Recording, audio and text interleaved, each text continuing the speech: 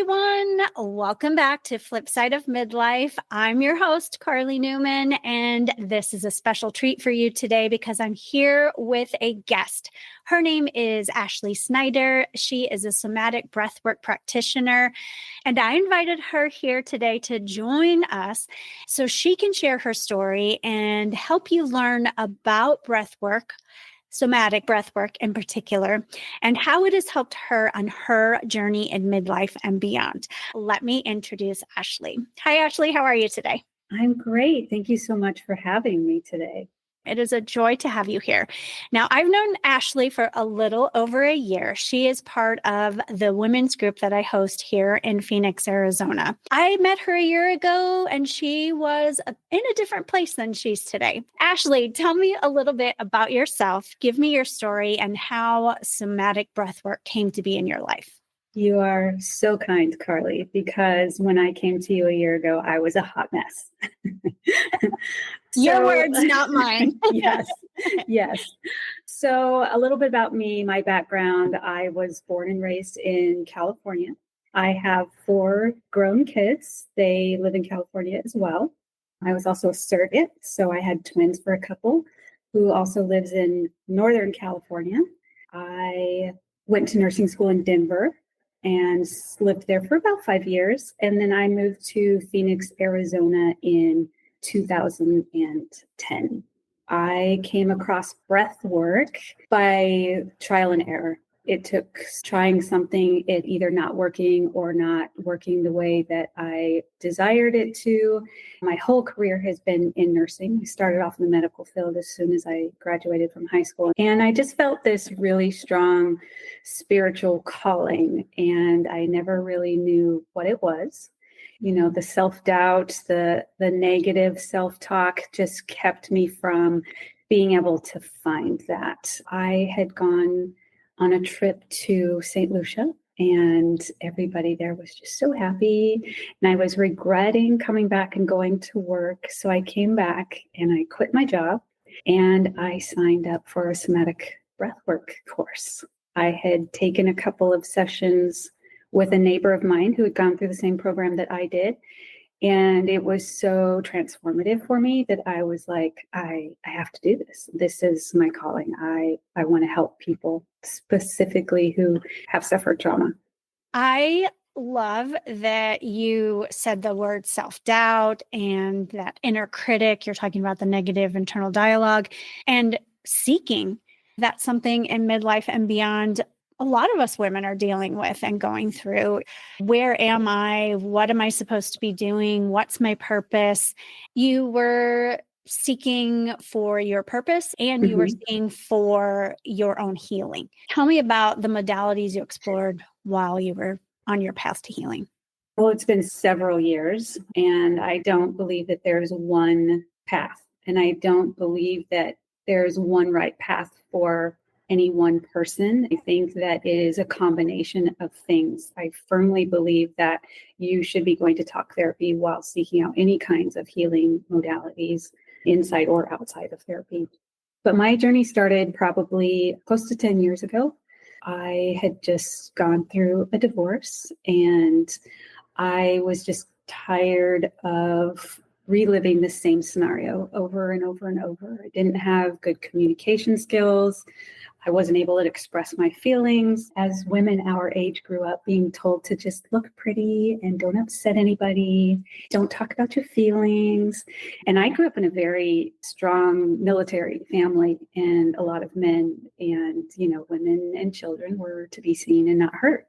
That was just weighing so heavily on me. I just felt like I didn't matter. It started off by intermittently going to talk therapy, which was my first big mistake. Going to therapy or intermittently doing it? Intermittently. I think it's really important, even if you have to see 10 therapists, to find somebody that you really mesh with. Have the most amazing therapist now. And if I ever had to move, I would make her move with me. But I got very, very heavily into yoga, which worked great for me in the moment. But when I was triggered, it didn't really do much for me. I did meditation. I did try EMDR. with a therapist a few years ago. And I even went to ketamine therapy. And then, of course, I found breath work and sound healing. And those, along with my talk therapy, is what I actively pursue. Thank you for sharing all of that. I want to bounce back to what you said at the beginning of that there's not one path to healing, and every person, every woman needs to find the combination that works for her. I support that absolutely 100%. Neither you nor I are mental health professionals. We work with women in midlife and beyond in different ways to help them on their well-being journey, to help them along their journey of midlife and beyond. Total respect for the therapists, the counselors, the social workers in the world that are helping women and guiding them as they need support and help to deal with anything that they need to deal with. I love that you mentioned that and say that finding the right therapist for you is so, so, so important.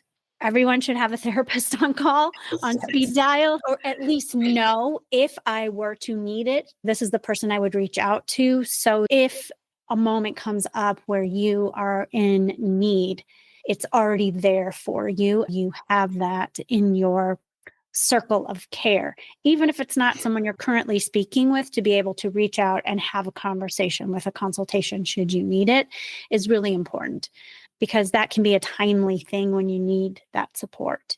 Actually, you mentioned 10 years you've been on this journey and you're just now feeling like, oh, I found the answer. That's so important for everyone to know. It's not a quick fix. It's not an overnight thing, but to also recognize you're doing the work along the way. Oh, absolutely. And everything that you do try and do explore gives you the answer. Yes, that does work for me. Yoga, it works for me in this situation, but not this one. Or I thought this would be the answer and it wasn't. So you can move on to trying the next thing. Those are all really important aspects of caring for your mental health. Ashley, I know women in the audience are wondering, what is somatic breathwork? Because there's more than one kind of breath work, right? Oh, there's so many modalities of breath work out there. Somatic breath work in particular is a less aggressive form of holotropic breath work, if anyone has ever heard of that. Soma means body, and you breathe in a way that you activate the sympathetic and the parasympathetic nervous system. And you're stressing your body, but it's not in a way that you've been activated. You're in control. When we have suffered trauma, stress, or anything that our body has held on to, there's a disassociation between the subconscious and the body. Our body and our breath are capable of so many amazing things. Our skin has all of these micro hairs that can pick up any kind of change in our environment, whether it be temperature, whether it be a situation that reminded us of a situation we were in when we were 10, the body picks that up, and within a split second, it sends that signal to the insula in our brain. And the insula is what is responsible for sending the message out to secrete fight or flight hormone. That's why so many times people will start to have anxiety or panic attack, and they don't even know why. They don't realize that 5 minutes ago, their breathing started to increase. Their chest was rising. They were breathing through their mouth. They weren't breathing through the belly. So somatic breathwork brings those two things together. It's body awareness, and things do come up. You tap into the things that have been stored in your body. Those hormones that are secreted get stored in your cells, in your organs. Until we can do the work to release that, then we're still going to have the anxiety, we're still going to have the depression, we're still going to have the illnesses that it may be causing. That sounds so impactful. It is. I can see, just based on your explanation, how entering into that particular world has really helped you heal. The mind-body connection, those are three words that get thrown around randomly here in the well-being world to hear you explain what somatic breath work is and how that connection from your body to your mind is actually connected to your memories, to your past, to your trauma that you've been holding on to, anything that triggers you. How can a client work with you here in Phoenix? And then if someone listening is not in Phoenix, how can they find a somatic breathwork practitioner that is in their area? Well, a few things. First of all, the beautiful thing about somatic breathwork is it can be done via Zoom. I was skeptical at first, but I've had some very, very powerful expressions from clients who I have done virtual sessions with. If you prefer in person, through the program that I took, it's called Somatic, SOMATIQ, Breathwork. You can go to their website and they have a practitioner database. You can look up by name, you can look up by state, and I'm on that website as well. It just depends on what you're looking for. Group sessions are also available in your area. I need to use a different space. My house doesn't accommodate a group, so I would rent a yoga space. A lot of yoga studios will partner with a somatic breathwork practitioner, and they will host special events for those kinds of things. You mentioned that you do virtual work. So if anyone in the audience is interested in doing a session with Ashley, you can. Her website is connectwiththebreath.com. And she mentioned somatic. I will put that link in the show notes and transcript as well as her website. And Ashley, listeners can find you on Instagram too, right? Yes. It's Ashley_Snyder_connect breath.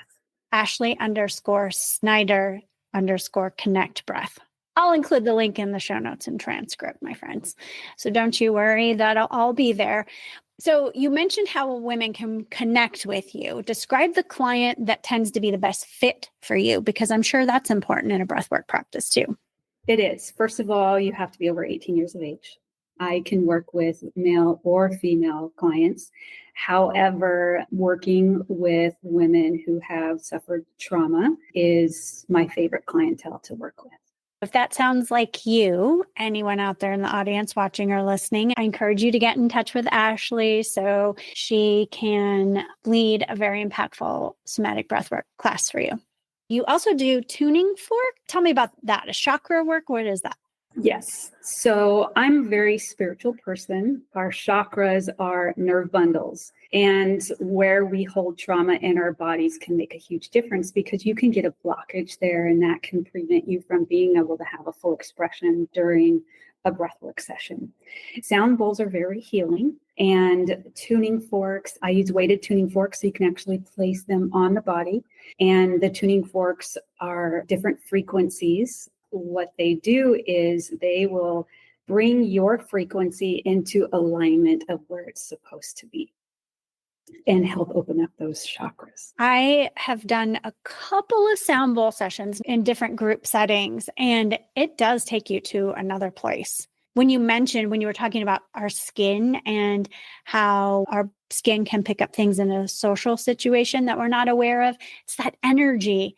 And that's what I think of as you're talking about the tuning forks, of how that would feel going through your body and in those centers. Yes. And when you start to clear those things out, you actually feel yourself vibrating at a higher frequency. It's amazing. Oh, I'm getting more and more excited to book a session with you. Okay, tell me about the things you've overcome, what you're still hoping to learn or resolve, and where you're at in your midlife experience. I think for anyone who has suffered trauma, it is a lifelong journey of healing. You will never get to a place where it's like, oh, I reached the end of the road. You can get back to leading a healthy, fulfilling, meaningful life. And I feel like that's where I am now, going through therapy myself and being in midlife as a woman. It can be very scary, right? Especially if you've had kids and now you're an empty nester and now you're like, what am I going to do with my life? And I thought that although I love being a nurse, I thought that I was going to have to be a nurse for the rest of my life, even though that's not truly what feeds my soul. And so I was able to let go of that fear. And that fear is what holds you down and holds you back. And by letting that go, I'm able to pursue my passion. Oh, that's a good one. Every single one of us has fear in our life. You hit the nail right on the head. And figuring out how to feel fearful but not let us hold ourselves back is a huge, huge step. And midlife and beyond is a time of life where a lot of women are exploring that and making that happen and moving through that fear that just keeps us from our dreams, that keeps us from the big, beautiful things that are meant for us. I can just hear how, even in a year since I've known you, the difference that this work has made in your life and the combination of things that you're doing and having a good therapist that is there for you and the other work that you're doing in conjunction with that has really made a difference for you. I'm so appreciative for you being vulnerable and sharing that with all of our audience today. Thank you. And there's a difference, everyone has fear. You're never going to get rid of fear. It's just a matter of, is it leading you or is it controlling you? When you get scared, do you embrace it and say, okay, I'm scared, but here I go? Or is it, oh my God, I'm too scared. I could never do that. Is that self-doubt talk online? Yeah. And really having a trust level with yourself that, yeah, it's scary, but I have the tools to try to get to the other side, to flourish on the other side of my fear. And I love what you said, let it lead you rather than control you. Fear can help you. It can be a sign that you're going into territory that is really going to pay off for you, is going to get you where you want to go. Fear can also tell you a gut feeling that this is not safe for me. Being able to decipher between those, being able to understand what your body is telling you in those moments. Which kind of fear is it? Is it one that is leading you or is it one that's holding you back? Those are really important things to know and understand about yourself. Okay, I have to say for our audience here, you are listening to part 1 of my conversation with Ashley Snyder. And if you are part of my Elevate membership, you're going to get to hear part 2 of my conversation with Ashley, where she's going to dive deeper into some more of her struggles with mental health and her journey and how it has impacted her relationships. Good, juicy stuff that you're going to want to hear. So go to the link in my show notes or transcript and check out my Elevate membership. Ashley, I have one more question here for you in part 1 of our conversation. And I always wrap my guest episodes with this question.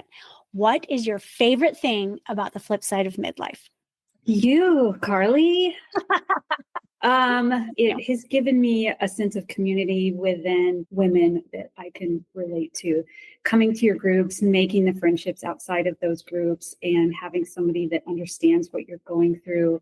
And there's an age difference enough that, you can look to other women for wisdom and how they went through something at your age and vice versa.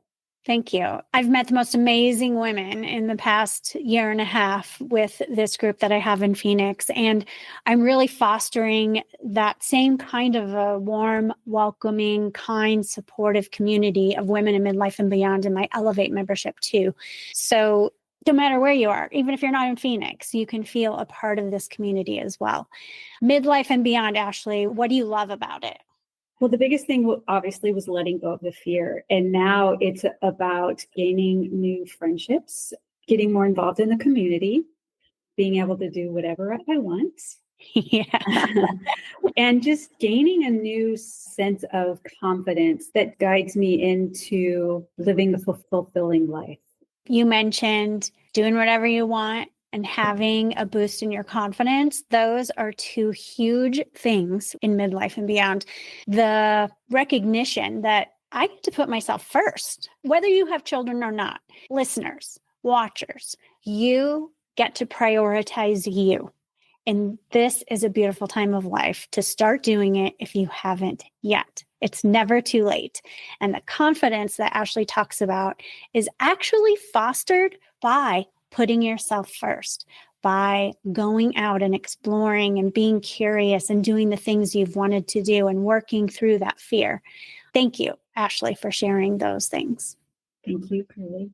Okay, we're going to wrap up part 1 this part of our conversation, Ashley.